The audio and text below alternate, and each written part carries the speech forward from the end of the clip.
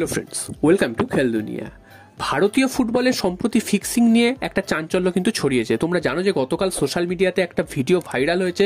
সেই ভিডিওতে দেখা যাচ্ছে দিল্লির তৃতীয় ডিভিশনের খেলায় সেখানে কিন্তু ম্যাচ গড়াপেটা হচ্ছে এবং ফিক্সিং হচ্ছে, এবং তার জন্য কিন্তু কাল থেকেই সরগরম ছিল বিভিন্ন জায়গায়। এবং আজকের কিন্তু যেটা জানা যায়, সেই যে দলটি ফিক্সিংয়ের সাথে জড়িত ছিল তাদেরকে কিন্তু সাসপেন্ড করা হয়েছে। যতদিন না তাদের বিরুদ্ধে পুরোপুরি তদন্ত শেষ হয় ততদিন তারা কিন্তু সাসপেন্ড থাকবে। সেই দলটির নাম হচ্ছে আবাব এফসি। তারা কিন্তু থার্ড ডিভিশন ফুটবল লিগ খেলছিল দিল্লির, এবং সেই ভিডিওতে দেখা যাচ্ছে যে তারা ইচ্ছাকৃতভাবে নিজেদের গোলেই বল ঠেলে দিচ্ছে, কোনোভাবে বল পাস করছে।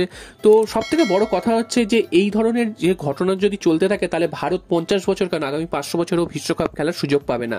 কারণ এই তলা থেকেই কিন্তু ফুটবলার উঠে আসে এবং এখান থেকেই কিন্তু একটা ফুটবলের পরবর্তী ভবিষ্যৎ তৈরি হয়। তো সেখানে যদি এই ধরনের গড়াপেটা চলতে থাকে, এবং এটা হয়তো একটা লিগ বা একটা জায়গার ছবি সামনে এসছে, তো ভারতের বিভিন্ন জায়গায় নিশ্চয়ই এরকমও হয়, এমনকি পশ্চিমবঙ্গেও হয়তো এরকম অনেক জায়গায় ঘটছে যেগুলো সচরাচর চোখে পড়ে না। তো এই ধরনের ঘটনা সামনে আসার পর কিন্তু ভারতীয় ফুটবলের যে কঙ্কালসার চেহারা বা প্রদীপের নিচে যে অন্ধকার যে কথাটা রয়েছে সেইটা কিন্তু চোখে আঙুল দিয়ে দেখিয়ে দিচ্ছে। এবং এই ভিডিওটি শেয়ার প্রথম করেছেন কিন্তু রঞ্জিত বাজাজ, তারপর কিন্তু গোটা ভারতে ভাইরাল হয়ে যায়।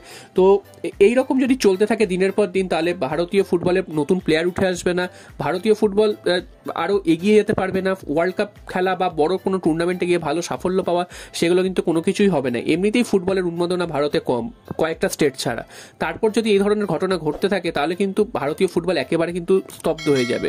তো ফেডারেশন অবশ্যই ঘটনাটার দিকে নজর দিয়েছে এবং তারা কিন্তু সাসপেন্ড করেছে। অবশ্যই এই ঘটনার তদন্ত হবে এবং যেটা উপযুক্ত প্রমাণ পাওয়া যাবে সেই অনুযায়ী কিন্তু ব্যবস্থাও নেওয়া হবে।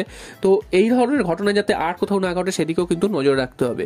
এরপর চলে আসি মোহনবাগানের খবরে। মোহনবাগান কিন্তু আগামী শনিবার উড়িষ্যা এফসির বিরুদ্ধে খেলতে নামবে, এবং মোহনবাগান পরপর 3টে ম্যাচ কিন্তু জিতেছে, এবং যার ফলে মোহনবাগানের এই মুহূর্তে যে একটা খারাপ অবস্থার মধ্যে দিয়ে যাচ্ছিল সেই অবস্থাটা থেকে কিন্তু বেরিয়ে এসছে। এবং এই 3টে ম্যাচের মধ্যে গোয়াকে হারিয়েছে, নর্থ ইস্ট ইউনাইটেডের বিরুদ্ধে পিছিয়ে পড়েও তারা দুর্দান্ত জয় পেয়েছে।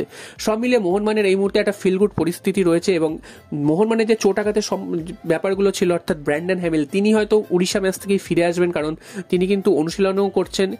আনোয়ার আলী আগের দিনই তো মাঠে নেমেছেন এবং শনিবারের ম্যাচেও হয়তো তিনি খেলবেন। শনিবারের ম্যাচটা মোহনবাগানের জন্য অতি গুরুত্বপূর্ণ ম্যাচ। এই ম্যাচটা অ্যাওয়ে ম্যাচ, এবং উড়িষ্যা এফসির এই মুহূর্তে সব থেকে ধারাবাহিক ফর্মে রয়েছে। তারা গ্রুপের 1 নম্বরেও রয়েছে, যদিও একটা ম্যাচ বেশি খেলে তারা 1 নম্বরে রয়েছে। তো এই ম্যাচটা যদি মোহনবাগান জিততে পারে সেক্ষেত্রে কিন্তু লিগ জয়ের দৌড়ে আরও অনেকটাই এগিয়ে যাবে এবং উড়িষ্যা এফসিকে কিন্তু অনেকটাই পিছিয়ে ফেলবে। এবং অন্যদিকে মুম্বাই, গোয়া মোহনবাগানকে তাড়া করছে, তারাও কিন্তু মোহনবাগানের পেছনে রয়েছে, তো তাদেরকেও কিন্তু অনেকটা পিছিয়ে দিতে পারবে মোহনবাগান। তো এই ম্যাচটা মোহনবাগানের পাখির চোখ হওয়া উচিত। পরপর 3টে ম্যাচ জিতেছে। সেকেন্ড যে লিগ শুরু হয়েছিল সেখানে ডার্বি দিয়ে শুরু হয়েছিল, ডার্বিতে ড্র করেছিল, তারপর পরপর 3টে ম্যাচ জিতেছে।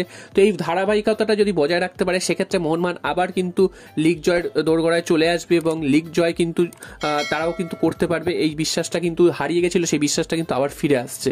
তো দেখা যাক মোহনবাগান আগামী শনিবার এই যে ব্র্যান্ডন হ্যামিল বা যেসব প্লেয়াররা চোটগ্রস্ত ছিল তারা সেই ম্যাচে ফিরতে পারে কিনা। এছাড়াও জনি কাউকো আসার পর মোহনবাগানের মাঝমাঠ তো বদলে গেছে, এবং জনি কাউকো কিন্তু খুব সুন্দরভাবে মাঝমাঠটাকে অপারেট করছে।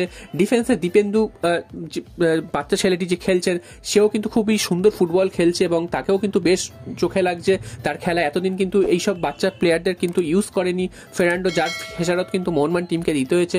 তবে এইবার যে বাচ্চা প্লেয়ারগুলোকে হাভাস ইউজ করছেন এটাও কিন্তু একটা প্রশংসাযোগ্য।